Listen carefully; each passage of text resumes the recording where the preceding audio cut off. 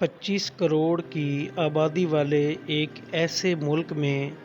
جس ملک کے حکمران اپنی عیاشیوں اور اپنی شاہ خرچیوں کی وجہ سے دنیا میں مشہور ہیں، انتہائی بے حسی اور شرمناک یہ ہے کہ ہم لوگ کئی گھنٹے تک زندگی اور موت کی کشمکش میں رہنے والے ایک ہی خاندان کے 15 معصوم لوگوں کی زندگیاں نہ بچا سکے۔ ویورز، آج دل خون کے آنسو رو رہا ہے۔ ڈسکا سیال کوٹ سے تعلق رکھنے والے ایک ہی فیملی کے 15 لوگ آج صبح سوات سیر و تفریح کے لیے پہنچے اور ناشتہ کرنے کے بعد دریائے سوات کی سیر کر رہے تھے اور تصویریں بنا رہے تھے۔ اسی دوران اس بدقسمت خاندان کو سیلابی ریلے نے آ گھیرا اور اپنی جان بچانے کے لیے ان معصوم لوگوں نے ایک چھوٹے سے پہاڑ کے ٹکڑے پر کھڑے ہو کر اپنی جان بچانے کی کوشش کی۔ افسوسناک بات یہ ہے کہ اس پورے خاندان میں خواتین، بچے، بوڑھے اور نوجوان بھی شامل تھے۔ کچھ دیر تک لوگ دیکھتے رہے، یہ مدد کے لیے پکارتے رہے، لوگ ویڈیوز بھی بناتے رہے، لیکن بے رحم پانی کی تیز لہروں میں کوئی کچھ نہ کر سکا اور زندگی کی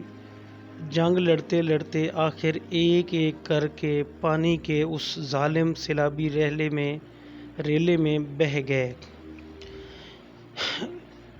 اس تمام تر صورتحال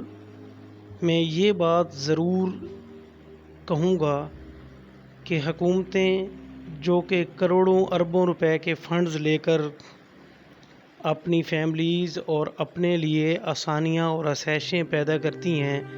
وہیں پہ سیاحت پہ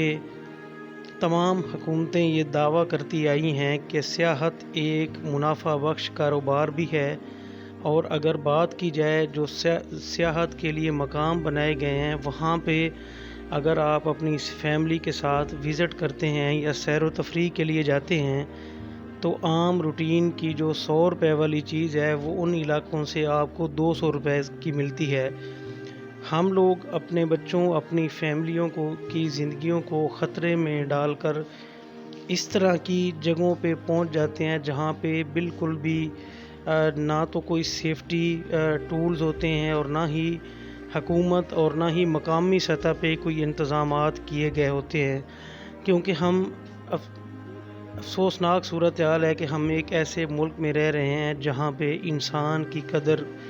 بالکل بھی نہیں ہے، اور خاص طور پہ عام انسان۔ اشرافیہ کے لیے یہ ملک جنت نظیر ہے اور غریب اور لاچار طبقے کے لیے یہ ہمیشہ سے ہی یہ جہنم کا گڑھا ثابت ہوا ہے۔